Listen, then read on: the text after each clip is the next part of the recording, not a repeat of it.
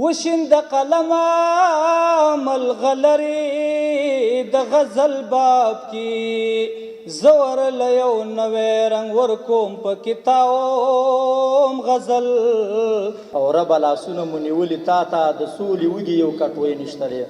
که دا جنګ نه وی بیا مو سمه زندګي کوله، ته به ډاکټره وې او ما به عسکري کوله. دا په سپینغر هوټل کې د سولې تر نامه لاندې لسګونه شاعران او د شعر مینوال چې ډېری شعرونه د سولې راتلو او د جنګ د درېدلو لپاره ویل کېدل.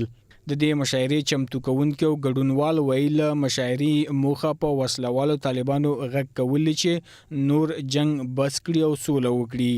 دوی وایي دیني عالمان د منبر له لارې او شاعران د قلم او شعر له لارې کولی شي چې په ټولنه کې امن او د سوکالۍ لپاره په خلکو غږ وکړي او په وینا یې ولسونه او د جګړې ښکېلې خواوې سولې ته وهڅوي. د ما په ټولو ځوانانو باندې د آواز د علماو باندې مشاعرو او ځوانانو باندې هغه څوک چې شعرونه وي ادبي بهیرونه چې د سولې په آواز باندې دغه سلسله مخکینی د جنګو سلسله ختمه کړي او د سولې په ژبه باندې د خپل ملت له آواز اوچت کړي او خپل ولسونو سره یو ځای شي او هغه مخالفین ورونه چې د حکومت دي هغه که په هر ځای کې وي چې هغه هم را یو ځای شي. چې د علماو رول په دې ټولنه کې ضرور دی او دې ته یعنې اړتیا ده او غټ تاثیر لري. دغه شانې شعرا ورونه لري هغه د منبر د لارې نه وي د په ټولنه کې ناست یو خلکو ته هغه مسله چې کوم خلاف د شرع او خلاف د وطن هغه تجزیه کې چې وردا وطن ته ستا دا وطن ته دا مه کوه. شاعرانو هم په خپلو شعرونو کې د جګړې په ښکېلو خواو غږ وکړ چې جنګ بس کړي او سوله وکړي.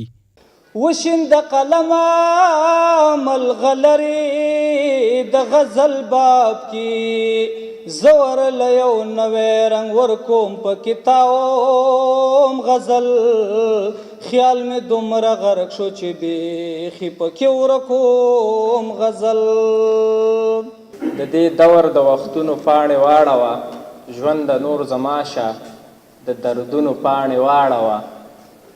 خپله به په تیرو پښتنو بیا افتخار وکړي، خپله به په تیرو پښتنو بیا افتخار وکړي، ته خو د تاریخ د کتابونو پاڼې واړوه.